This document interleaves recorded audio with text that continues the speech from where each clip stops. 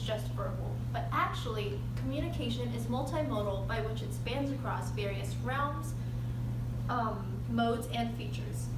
This gesture that I'm doing right now is a universal signal to say hello. That's communication. The way that I am currently dressed conveys to you a message about me. That's communication. The title on my presentation currently tells you about what I will be discussing for the next 10 to 15 minutes. That's also communication. Hello everyone, my name is Jeanette, and I am a student at Thomas Jefferson University studying health sciences and occupational therapy. And today, my colleagues and I will be discussing the different methods of communication between professionals within the health and science communities and the general public.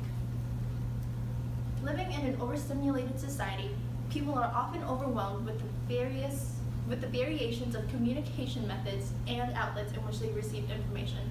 This applies to students, researchers, teachers, and just the general public seeking knowledge about the latest news or new topics of interest. We often encounter a small dilemma of where we should look to receive the information that we desire, and many different aspects may influence this decision. Some may include time availability, preference of electronic versus hard copy, awareness of biases, and prior knowledge of the information and platform. Our investigation into the benefits and disadvantages of multiple communication methods will reveal which methods are best and worst in their credibility, portrayal, understanding, and accessibility.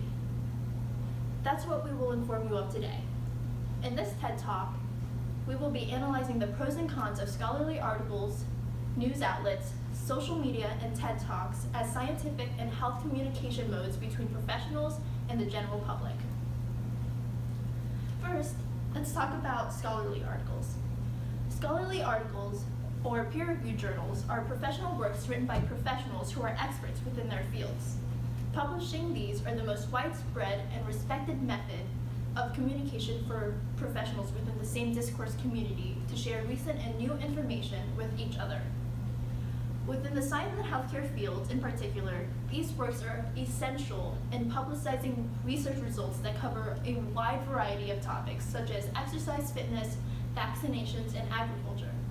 The information displayed within scholarly articles are probably the most credible and reliable. This is because, in addition to being professionally written by an author who probably earned a master's and doctorate degree in their fields, they often utilize dozens of other peer-reviewed articles to support their argument and research. So in reading these, they are completely filled with data tables and graphs, which are quantitative and qualitative data, a first-hand account of the experiment or case study and its effects and conclusion, all while remaining unbiased. The flip side to thorough information, though, is that scholarly articles are usually a minimum of 10 pages.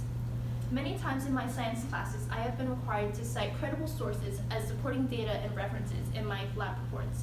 Although scholarly articles are the primary method for that type of paper, I have found myself struggling to get an in-depth understanding of the purposes and conclusions of an article because of its sheer length and saturation. Writing about and citing an article that you don't completely understand is difficult, but out of their busy work schedules, how much of their time does a student really have available to dedicate towards a single aspect of one of their assignments? Furthermore, even as a STEM college student, navigating and deciphering scientific and health jargon has proven to be an obstacle. So I can't imagine the level of difficulty someone with even less knowledge of this kind of terminology would face. Considering all of these factors, although scholarly articles may be an appropriate method of obtaining information for professionals and students, it may be unnecessary and even more confusing to the general public. So that's it for scholarly articles. I'd like to introduce my colleague Irene Cooper to discuss further communication methods.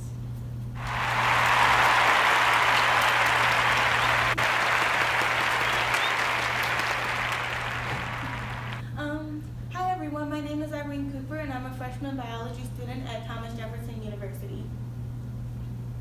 You guys are probably familiar with these major news outlets: Washington Post, New York Times, CNN, Fox News, and 6 ABC for my local Philadelphians.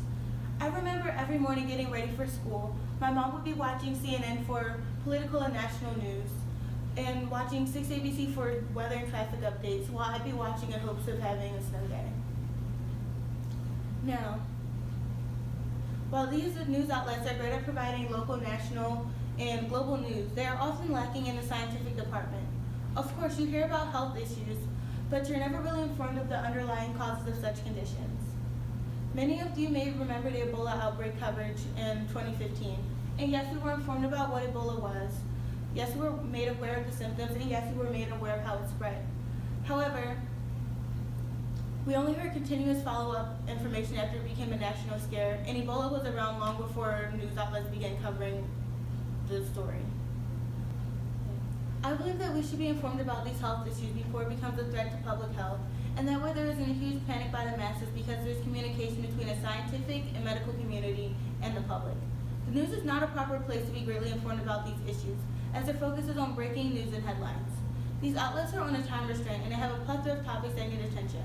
With that being said, they are still a great way to reach the public regarding breaking news, and you can tune into these news networks by radio, TV, or print articles, and online articles as well, which brings me to my next topic of social media communication methods. Now, I'm 99.9% confident that all of you watching this have a Facebook, Twitter, Snapchat, or Instagram. These platforms are woven into our lives as communication methods. Have you ever thought about how many hours per week you spend on social media?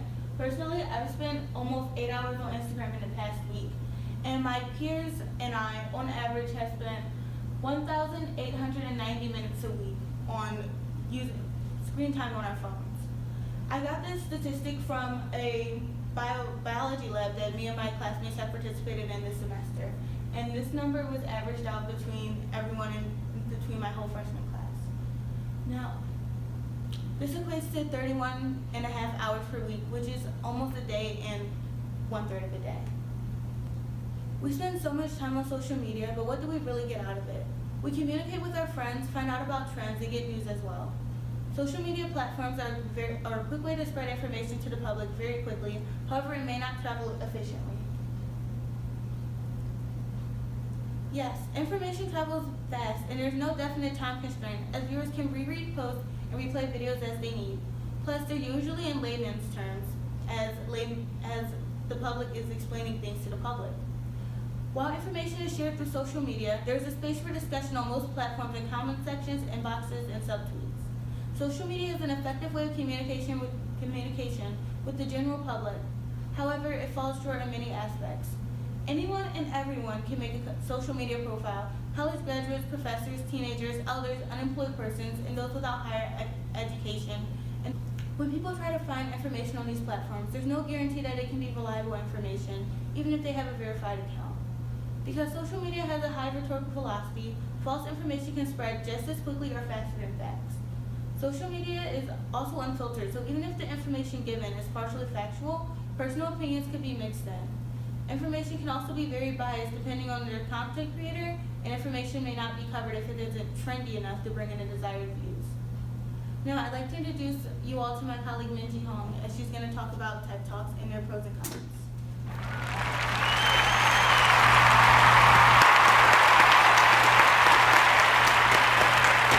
Hello everyone, my name is Minji Hong and I'm a freshman in Thomas Jefferson University pursuing a major in pre-medical studies. Now that the pleasantries are out of the way, let's talk about TED Talks.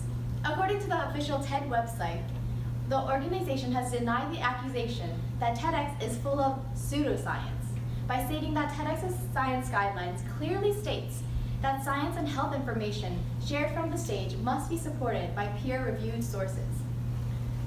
The Writing Center at MSU states that TED Talks have their own vast database that includes tags that are both easily accessible and dependable. Additionally, nearly all of the academic videos upon investigation were found to be presented by professors, students still in college, or professionals who have previously written scholarly articles in their respective topics. The presenters also established their credibilities on site by introducing different processes with which their video presentations were created and their topics were researched.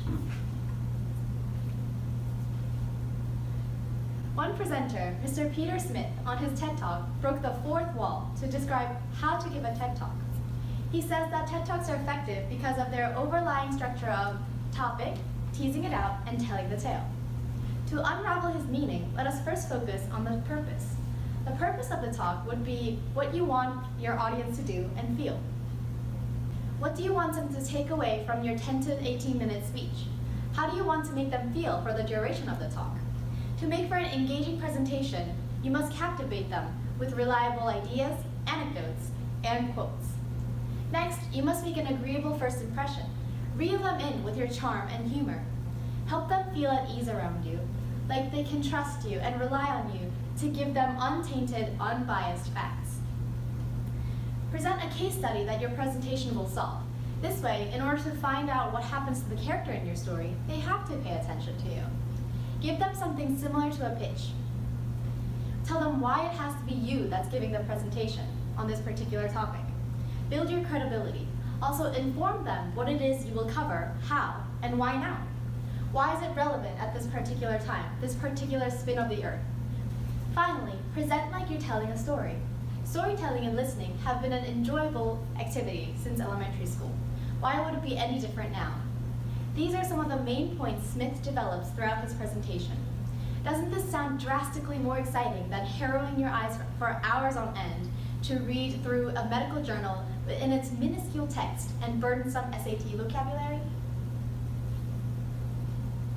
Listen to a story instead, and learn because you want to, not because you have to.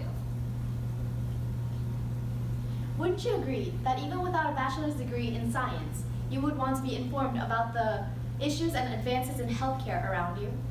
While studying to become a healthcare professional might give you some advantages, such as enhanced medical diction and scientific background of past and present diseases and other such medical issues, the general public also has a right to these information, as fellow living beings on Earth. Thus, easier methods of communications between healthcare professionals and the general public without all the terrible and awkward lingo must be present.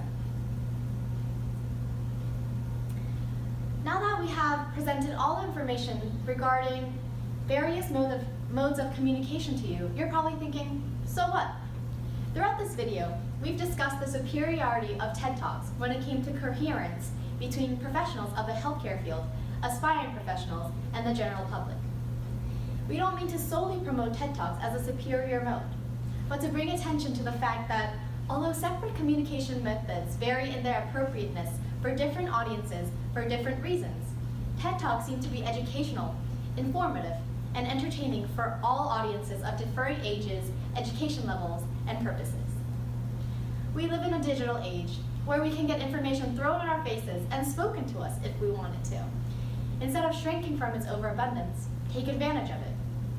So the next time you're seeking information on practically any topic underneath the sun, consider TED Talks as your go-to. Don't simply disregard its reliability. Thank you.